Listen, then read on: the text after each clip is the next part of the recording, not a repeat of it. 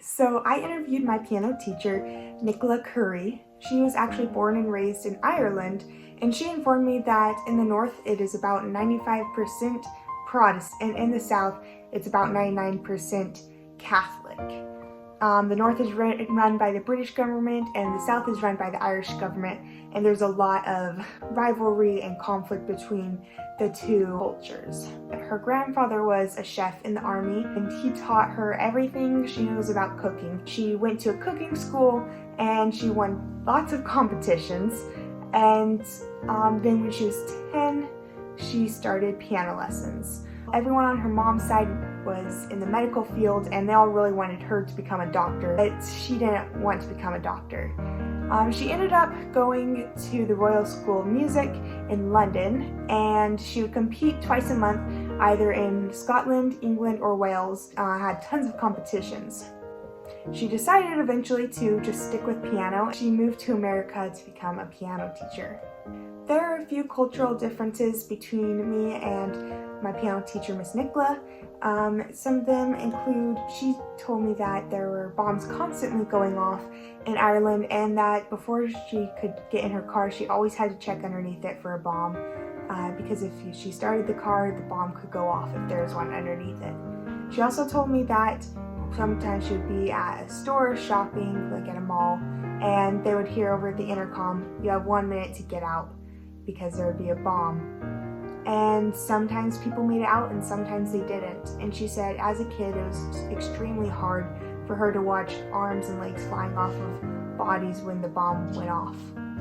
And my cultural experience has been very different than that, as I have grown up in a pretty safe environment. Sure, there are many different things that are dangerous in my life, but for the most part it is nothing compared to bombs always going off and always having to be aware of that. In her culture, North and South had different religions and they were always having conflict. They didn't mesh well together, as opposed to here, I can get along with people who are Catholic, Muslim, Mormon, whatever. I can get along with them just fine. I don't have major conflicts with them. Also, something I found interesting was that her life in Ireland was more of a collectivist lifestyle rather than an individualist. She mentioned again, over and over again, that they always took care of family. Family comes first, and you always make sure that everyone has exactly what they need and you take care of them. Relatives, aunts, uncles, cousins, sister-in-laws, brother-in-laws, everything. You make sure they have enough money, make sure that they're taken care of medically, and make sure all their needs are met. She said you also especially look after those who are elderly or who have lost their husband or wife. You don't just look after them for 1 week. She said you look after them for at least an entire year, which I thought was really interesting. There are also a few cultural similarities between me and my piano teacher. We both share the same faith.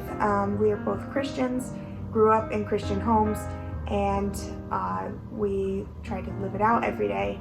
We both also share strong morals, such as honesty, forgiveness, love, things like that. And we both are very motivated to share the love of Christ with others. Something that has also been very important in both of our cultures is time management. Her mom drilled in her that time management is very important, and her mom used to tell her that what you'd spend your time on shows what matters to you. In my family, my mom has also been very big on time management and making schedules, putting things on the calendar, making sure everything gets done that needs to get done. So those are some of the similarities that we have between our cultures. The top 5 aspects I found in my piano teacher's life that were apparent was, number 1, putting family first and always taking care of them no matter what, whether that be financially, medically, whatever it might be. Another thing that was important was living life with love for others, always wanting them to know that they're important and loved. She expressed to me that her goal in life is to make sure that everyone she encounters feels loved, appreciated, noticed, and important, and that she is able to give them some sort of hope to hang on to. Something she told me about her culture is that in Ireland, girls are expected to cook. If they don't want to cook, they can't say that they aren't going to cook. Every girl must learn how to cook so that they can take care of their future husbands, their children, their families, and the guys take care of the handiwork. So every summer, all the guys in one geographical location will go around to each other's homes getting that needs to be done, getting that finished, such as landscaping, painting, whatever it might be. One of the very important things about her personal identity and culture is time management, and she always makes sure that she has enough time to get done what she needs to get done, making schedules.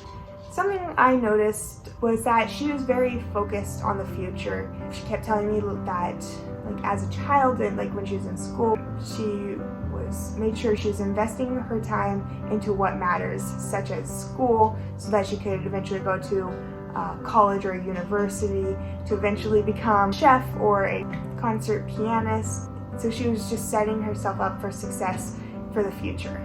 I really appreciated listening to her talk and share her insight. It was very fascinating and interesting, and I learned so much more about her. I could have just kept listening to her and all her experiences. Listening mindfully with an open mind and an open heart definitely builds bridges rather than walls. If I was coming into the interview with a mindset that my culture is the only right culture and her culture is doing everything wrong, I wouldn't be learning anything, and I would just be putting judgment on her culture. Whereas I came in with an open mind, just wanting to learn and soak in information and hear about her experiences, and I was just so fascinated with the differences between our cultures and our growing up. I realized that I was starting to feel curious about her life and asking her questions rather than full of judgment. It's also a great opportunity to learn about the other person, about their life, about the different cultures that there are. I learned so much more about her and what makes her who she is. Upbringing just helps me learn a lot more about her. And something that I keep learning is that everyone is different and unique and special, and that is okay. That is great. If everyone was the same, there wouldn't be anything interesting about learning about someone else or about going through life. There wouldn't ever be any learning or different experiences or different cultures or anything like that. So it's absolutely amazing how God created every single person different, with their own personalities, their own characteristics, everything about them. It just makes everyone so unique and special.